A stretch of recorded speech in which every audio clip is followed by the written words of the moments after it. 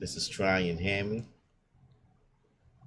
and I will be interviewing about the problem of evil. I'll be interviewing Miss Diana. If you will, go ahead and introduce yourself. My name is Diana McKinnon. I'm affiliated with First Baptist Church Camelot. I'm one of their trustees. Miss Diana, it has been said by some philosophers that there's a problem with the existence of God due to the fact that there is so much evil in this world. And if there's evil, then how could there be a good God? If he created everything, why would he create something like evil if he exists? Well, in my opinion, it has to be evil for there to be miracles and for God to do his work. If there's no evil, there's no God. God's going to get his glory. No. So you're saying that evil has to exist so that good can exist. Exactly. Would you say that God created evil? I wouldn't say he created it, but he allowed it to happen. He allowed it. Just like he allowed Job to be tested. Uh, for like the greater good or for the purpose. Yeah, so people could see something tangible that God did.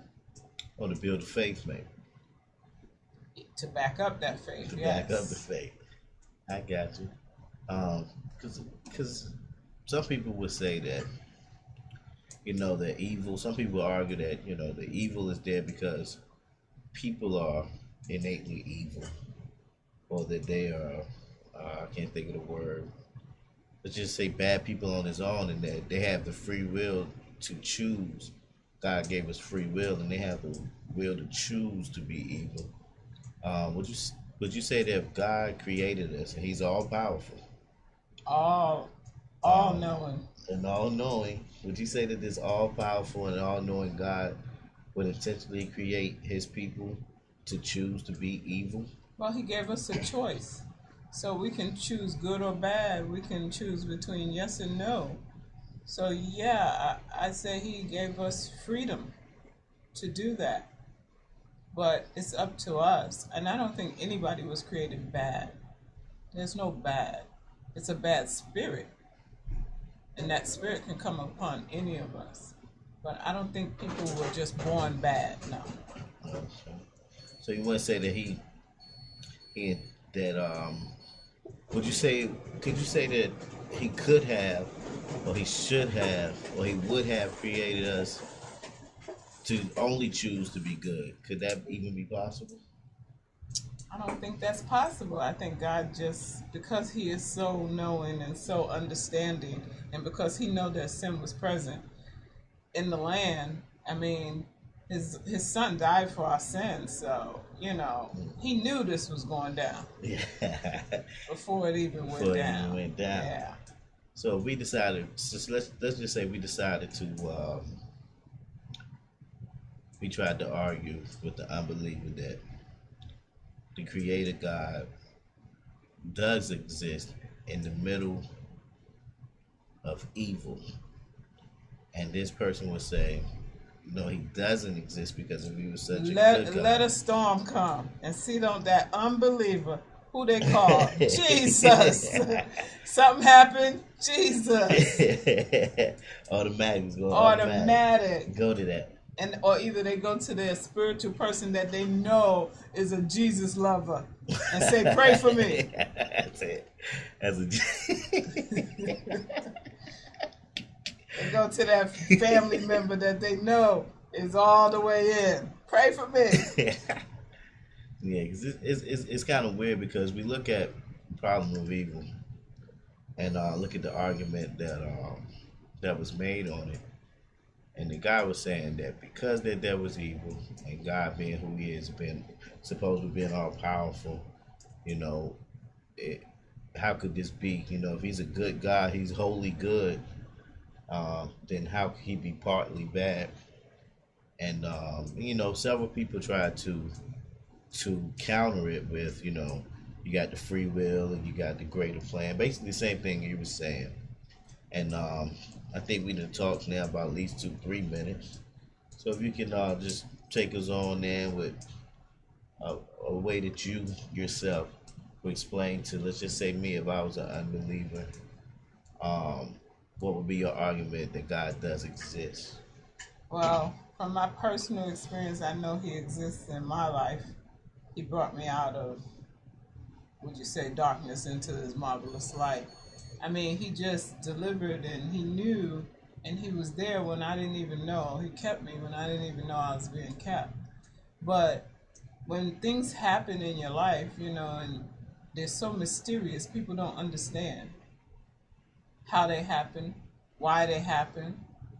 But if they would just trust God, they would know that it's Him. It's all about the Creator. It's nothing to do with what we did, good or bad. And the God that I serve is a forgiving God. So there's nothing that you could do that would be so bad or so out of the question that God would not forgive.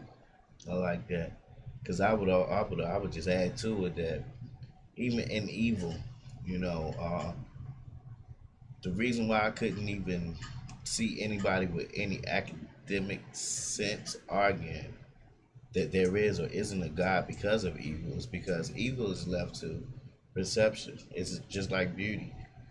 It's something being ugly. It's all to the beholder. Eyes of the beholder, right? Yeah, because you think about the people flying the plane into the building.